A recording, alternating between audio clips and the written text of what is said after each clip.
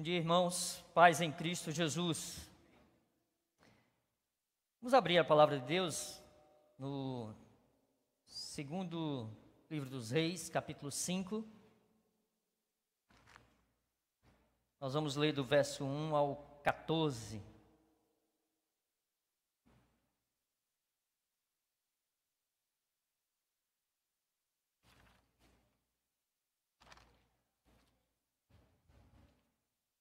Vamos orar? Pai querido, nós pedimos que nesta hora, Senhor, que nós estamos com a Tua palavra aberta, o Senhor venha falar aos nossos corações, ó Deus. Que o Teu Espírito, ó Deus, atue em nós, transformando aquilo que precisa ser transformado, ó Deus. E ajuda-nos para que nós venhamos também a arrepender dos erros que nós temos cometidos. Tem misericórdia de nós.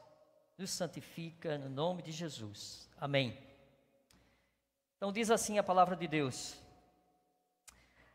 Naamã, comandante do exército do rei da Síria, era grande homem diante do seu senhor e de muito conceito, porque por meio dele o Senhor tinha dado a vitória à Síria.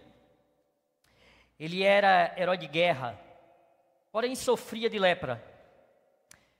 Tropas saíram da Síria e da terra de Israel, levaram cativa uma menina que ficou ao serviço da mulher de Naamã.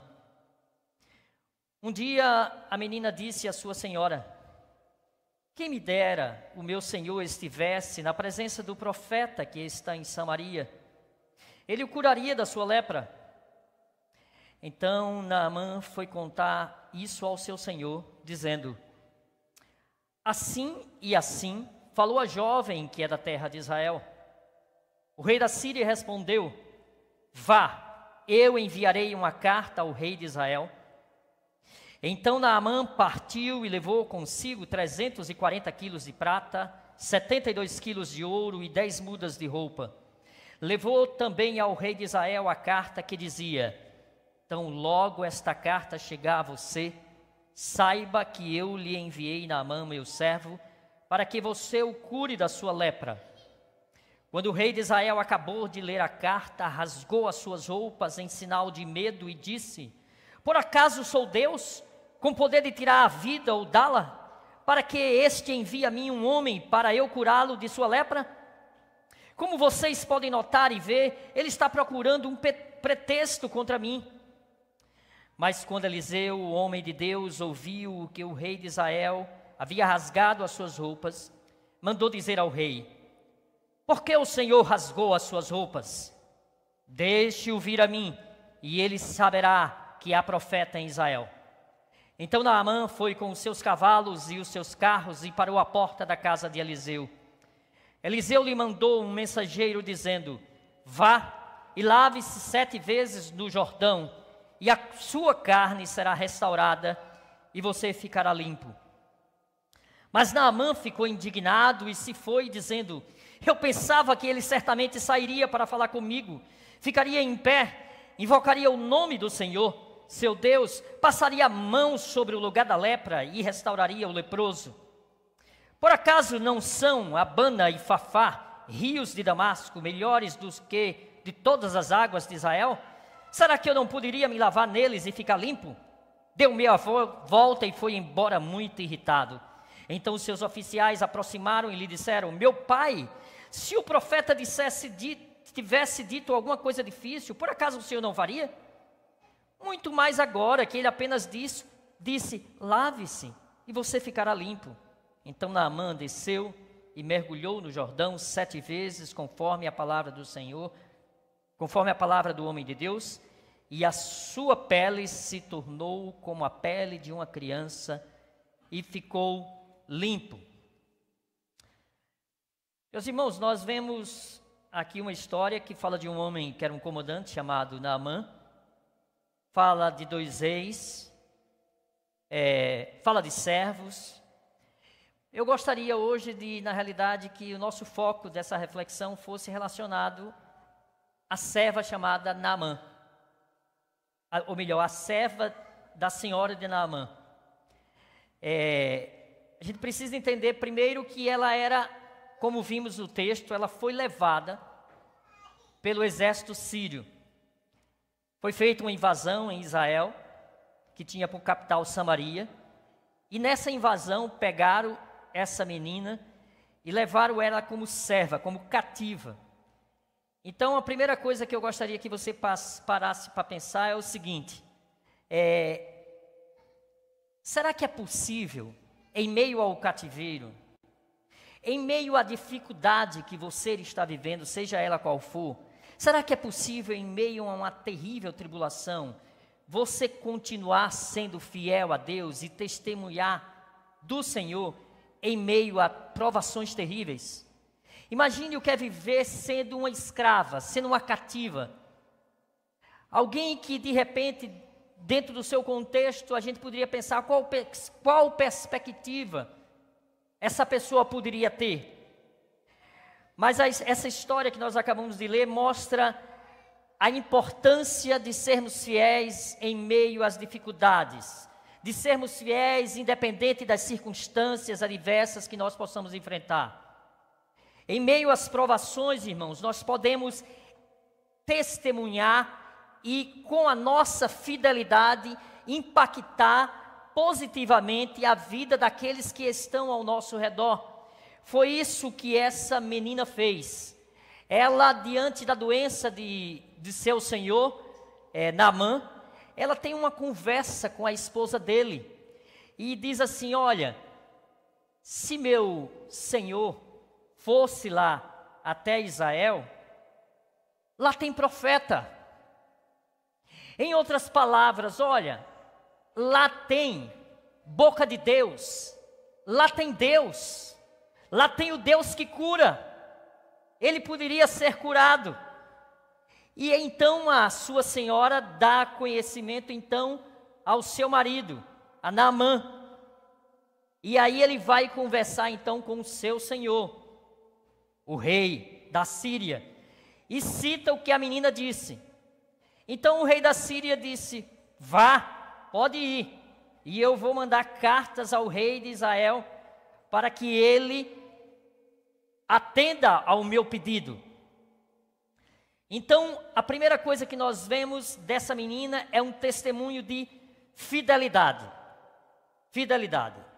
Precisamos entender aqui que dentro do contexto, a palavra hebraica para lepra não é exclusivamente para hanseníase. Envolvia hanseníase, mas envolvia de um modo geral todas as doenças da pele. Então, por exemplo, uma infecção fúngica, ou seja, uma dermatomicose, era considerada uma lepra. E a pessoa se considerava, dentro das leis levíticas, estabelecida por Deus ao povo de Israel, era uma pessoa então impura. Mas era uma doença devastadora, independente se está em Israel ou não. Era uma doença que realmente era uma doença contagiosa e que a pessoa sofria um grande estigma. Então, Naamã foi atingido então por uma lepra, e a serva de Deus aponta: olha, vá a Israel, lá tem profeta, lá tem Deus, lá tem cura. Então, a gente vê aqui primeiro, além do testemunho de fidelidade, nós vemos um exemplo de sabedoria. De uma forma muito habilidosa, ela primeiro vai à sua mulher, e através das suas palavras de sabedoria àquela mulher, apontando para a solução, ela indica Deus, o Deus de Israel, o Deus que poderia trazer a cura para o seu Senhor. Então, ela é uma pessoa, irmãos, que ela encorajou as pessoas a buscarem a Deus. Ela é uma pessoa que ela aponta para a solução. E eu gostaria que você começasse a refletir primeiro sobre esses dois pontos que a gente abordou. Você é uma pessoa que é fiel, mesmo em meio às adversidades? Você é uma pessoa que traz incentivo às pessoas, mesmo em meio a adversidades? Ou será que nós nos colocamos apenas como no papel de julgadores? Porque muitas e muitas vezes nós somos extremamente hábeis em julgar as pessoas. Quando as pessoas precisam, na realidade, é de uma palavra de estímulo, de uma palavra de incentivo, de uma palavra que aponte para uma solução. Essa mulher, que era uma serva, ela agora, ela compartilha uma informação preciosa para aquele homem. Olha, lá em Israel, o Senhor encontra o caminho da cura. Ao nosso redor nós enfrentamos, irmãos, diversas dificuldades, diversos desafios. E como servos de Deus, nós temos então do Senhor a sabedoria. Se não temos, temos que buscá-la. Sabedoria para apontar para as pessoas o caminho da restauração, o caminho da cura das suas dificuldades. Nós temos a responsabilidade de sermos instrumento nas mãos do Senhor para levar esperança, irmãos. Levar esperança às pessoas, levar direção às pessoas. Deus nos convocou para isso. Nós temos um mundo sedento que precisa de orientação, precisa que aponte o caminho para a solução. E nós, como igreja do Senhor, temos essa responsabilidade. Além de testemunho e de fidelidade e sabedoria, nós vemos também um senso de humildade da escrava de Naamã. Ela entende que a solução não está nela, mas ela entende que, olha, eu não tenho uma solução para te dar, mas eu tenho um caminho para te apontar. Eu tenho um caminho para te dizer aquele que traz a solução para a sua vida. E ela aponta então para o Deus de Israel, indicando que Ele é a fonte de todo o poder, de toda a restauração. Olha, lá em Israel tem toda a fonte de poder e da restauração. E tem um homem que anuncia e que prega essa fonte de poder e da restauração. E esse homem é o profeta, e o profeta se chama Eliseu. Então, vá lá. Então, irmãos, nós não somos a solução dos problemas das pessoas. Muitas e muitas vezes as pessoas vêm nos procurar para conversar sobre seus problemas. E obviamente que a solução dos problemas não está em nós, não está naquele que vai aconselhar, mas aquele que aconselha pode dar uma direção e mostrar para quem tem o caminho da solução. E nós temos que aprender, irmãos, a dar esse caminho da solução baseado na palavra de Deus. Baseado na palavra de Deus. E Ele é o verdadeiro solucionador dos nossos problemas. O quarto ponto que eu gostaria de trazer nessa história é sobre a generosidade da serva de Naamã. E agora eu gostaria que você pensasse, você se considera uma pessoa generosa? Será que realmente nós somos generosos? A generosidade da serva de Naamã, ela demonstra em seu serviço, mesmo sendo uma mulher cativa, ela não perdeu a oportunidade de pensar no bem-estar de seu Senhor, de tentar ser um instrumento para proporcionar o bem-estar ao seu Senhor, proporcionar a solução daquela aflição que aquele Senhor vivia. Então, essa é uma atitude, irmãos, altruísta, e é isso que nós devemos ser como servos de Deus. Alguém que realmente tem o Espírito de Deus dentro de si, ele tem que ser uma pessoa altruísta, uma pessoa que objetiva na sua vida servir ao próximo, a ajudar o seu semelhante, naquilo que ele pode, que está ao seu alcance. Nós devemos estar dispostos a estender a nossa mão e ser um instrumento de bênção para as pessoas que estão ao nosso redor. E eu gostaria que você pensasse, você tem sido instrumento de bênção para as pessoas que estão ao seu redor? Tem sido? Um outro ponto para a gente pensar é sobre o poder da obediência. Após ela compartilhar a informação preciosa para Naamã, ele então decidiu seguir o seu conselho e foi até Israel.